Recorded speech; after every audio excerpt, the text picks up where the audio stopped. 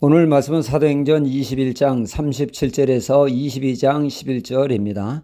한 버스가 승객을 태우고 운행하던 중 승객 중 한 사람이 갑자기 일어나 승객들을 향해 말을 했습니다. 신사숙녀 여러분, 이 외침의 승객들은 장사꾼이 이 버스에 탔구나 생각하고 불편한 심기를 드러냈습니다. 어떤 이는 자는 척하고 어떤 이는 딴청을 부리며 애써 듣지 않으려고 했죠. 그럼에도 불구하고 이 승객은 주저리 열심히 말을 이어갔습니다. 그의 이야기의 요지는 자신이 꽤 오랜 세월 무정과 습진으로 고생을 했다는 것입니다. 좋다고 하는 거 다 써봤고 심지어 민간요법까지 안 해본 것이 없는데 별 효험이 없었다는 것입니다.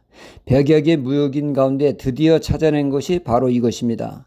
이 말을 들은 승객들은 이제 제품 선전을 할 모양이구나 생각을 했는데 제품 선전을 안 하고 제가 일러준 방법대로 무정과 습진으로 고생하시는 분들이 있으면 강력 추천을 한다면서 주위에 이런 걸로 고생하는 분들에게 알려주어 올 여름에는 무좀 습진으로부터 자유하기를 바랍니다.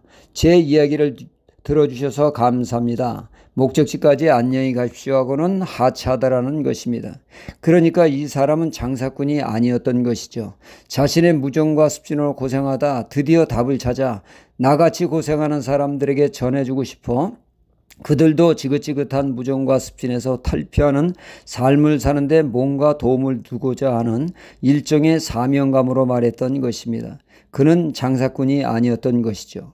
바울이 로마에 억울하게 압송되어 로마로 갈 때 그는 자신의 억울함을 변호할 기회를 얻게 되어집니다. 그래서 그는 아그리파 왕 앞에서 자신의 무죄를 변호할 기회가 주어졌죠.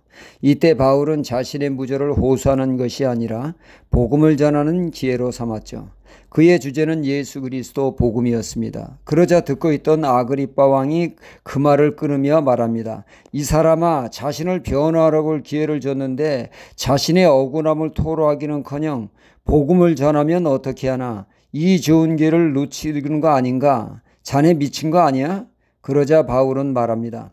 나는 모든 사람이 나와 같이 예수 그리스도를 만나 구원 얻기를 원합니다. 이렇듯 바울은 자신이 만난 예수님을 모두가 만나 구원 얻기를 진심으로 갈망했던 것이죠.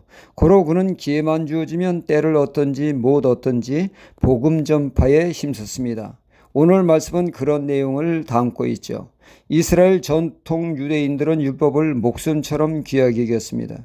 이렇게 율법에 민감한 그들에게 사도 바울은 마치 율법을 파괴하는 자로 오해하게 된 것입니다.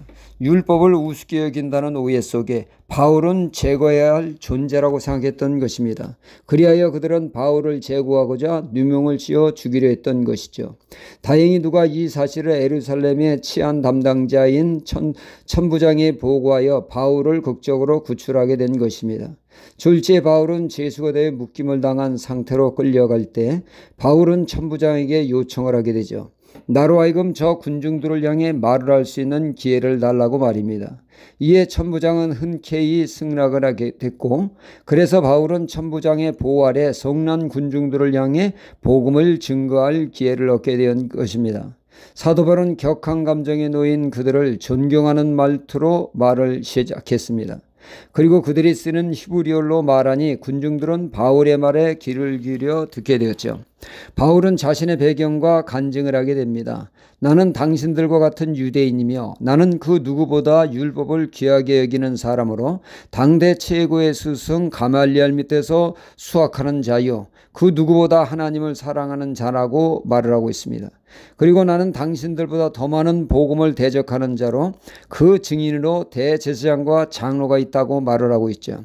스데반 집사 순교 사건으로 사방에 흩어진 그리스도인들 중 다메섹으로 간 그들을 잡아오고자 가던 중 나는 부인할 수 없는 밝은 대낮에 나사렛 예수, 부활하신 예수를 만나게 되었다고 고백하는 것이 오늘의 말씀입니다. 복음을 대적하던 자가 복음을 위해 목숨 거는 자가 되었느냐? 한마디로 나사렛 예수 그리스도를 만남으로 나의 인생은 180도로 바뀌게 되었다라고 하는 얘기죠.